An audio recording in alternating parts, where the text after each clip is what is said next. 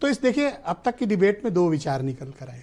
एक कि परिवारवाद जिसे हम कहते हैं उसे जनता ने स्वीकार किया हुआ है और पूरे देश में इसके उदाहरण भरे पड़े हैं। एक आध पार्टी छोड़ दीजिए तो शायद ही इस देश में ऐसे उदाहरण मिले कि यहाँ जहाँ परिवारवाद ना हुआ हो या फैमिली को न मिला हो टिकट या एमपी एमएलए मिनिस्टर मुख्यमंत्री ना बने हो। लेकिन उसमें भी दो तरह के विचार हैं। जैसे एक विचार है समीर सिंह का, इनका कहना है कि परिवारवाद ओके है लेकिन वो जो टॉप पोस्ट है वहाँ नहीं होना चाहिए, नीचे चले तो ओके स्वीकार है, सिलेक्टिव है उनका। दूसरे दल कह रहे हैं कि भाई हम पे परिवार है, हम बढ़ा रहे हैं, जनता स्वीकार कर रही है, इसमें गलत क्या है?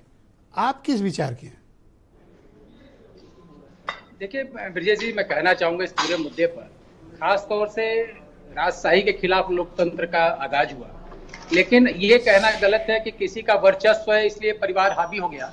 राजनीति में भी तमाम चरित्रवान लोग पैदा हुए जिन्होंने कम से कम परिवार से ज्यादा कार्यकर्ताओं को तरजीह दी। अब हम भारतीय जनता पार्टी का ही अगर हम बात करें तो लाल कृष्ण आडवाणी राष्ट्रीय अध्यक्ष रहे, फाउंडर सदस्यों में से रहे, उनकी जो लोकप्रियता थी चरम पर थी। वो चाहते थे कि अपनी बेटी को राजनीति में नहीं ला सकते थे। सबसे बड़ी चीज है बाला साहब ठाकरे, उन्होंने तो राजनीति में सीधे कदम ही रखना छोड़ दिया। उन्होंने कहा मैं किंग मेकर की भूमिका में रहूंगा लेकिन राजनीति में कदम नहीं रखूंगा। लेकिन अब उनके परिवार में देखिए उद्धव ठाकरे भी हैं, आदित्य ठाकरे भी हैं। दूसरी तरफ अगर आप चंद्रशेखर जी का जिक्र कराया, जब तक वो सक्रिय राजनीति में रहे न तो उनके भाई राजनीति में आ पाए। एक दफे ऑफर जरूर हुआ था, खुद मुलायम सिंह जी ने ऑफर किया था उनको टिकट देने के लिए, तो उन्होंने कहा था फिर मुझे राजनीति छोड़ना पड़ेगा जी। अगर आइडियल सिचुएशन आप देखते हैं तब नाना देशमुख नहीं आने वाले हैं, जिन्होंने 65 साल की उम्र में कह दिया कि भाई राजनीति का एक उम्र होता है, नई पीढ़ी को आगे आना चाहिए। अभी लाल किले से प्रधानमंत्री जी ने कहा कि हमको 1 लाख नए कैंडिडेट और वर्कर तैयार करने जो चुनावी मैदान में उतरे, चाहे वो प्रधान के लेवल पे हो, चाहे ब्लॉक प्रमुख के लेवल पर हो, या जिला पंचायत में हो, या विधायक या सांसद के लेवल पर हो। कहना आसान है सर, लेकिन आज की तारीख में धन बल और परिवार का बल दोनों अहम हो गया है। जिसके पास पैसा है वो टिकट पा रहा है। एक समय में बसपा पे लोग आरोप लगाते थे कि बसपा बिना पैसा लिए टिकट नहीं देती है, बाद में लोग कहे कि प्रीपेड पार्टी है, समय समय पर पैसा लेती है।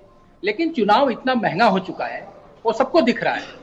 और साथ में जब कोई भी राजनीतिक दल जो टिकट बांटने वाला है, जो टिकट देने वाला है, अगर वो नए वर्कर को तरजीह नहीं देगा तो नया लड़का निकल कर आएगा कहाँ? तो नया लड़का सिर्फ पन्ना प्रमुख बन सकता है, बूथ अध्यक्ष बन सकता है, मंडल अध्यक्ष बन सकता है, या बहुत हद कर देगा तो जिला अध्यक्ष बनेगा। तो ये जो यंग जनरेशन है जिसके पास पैसा नहीं है, जिसके पास लेगेसी नहीं है, जिसके बाप दादे कभी सांसद विधायक नहीं रहे, जिसका परिवार का कोई ऐसा व्यक्ति राजनीति में मजबूत नहीं रहा है, ऐसे युवाओं का फिर राजनीति में क्या भविष्य है आपके मुताबिक?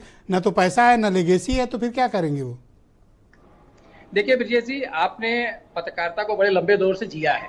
याद करिए मायावती जी का वो युग जब काशीराम जी थे, पंचर बनाने वाला, दुकान वाला विधायक बन गया। लेकिन जैसे जैसे पैसा बल हावी हुआ और पैसे पे टिकटों का बंटवारा शुरू हुआ, पार्टी किस हाशिए पकड़ खड़ी हो गई। लोग एक समय में कहते थे कांग्रेसवादी मानसिकता। अगर आज की तारीख में हम ये एलिगेशन लगा रहे हैं कि एक साथ तीनों लोग, मतलब प्रियंका गांधी, सोनिया गांधी, राहुल गांधी, तीनों लोग सदन में हैं, तो ठीक उसी तरीके से आप देखें भाजपा में भी तमाम लोग हैं। और अगर जीतने का पैमाना है कि लोकतंत्र में जनता जिता रही है, तो फिर अखिलेश यादव पे आरोप क्यों? चाहे वो धर्मेंद्र यादव आजमगढ़ से जीते या अखिलेश यादव जी कहीं और से जीत जाए, क्या फर्क पड़ता है?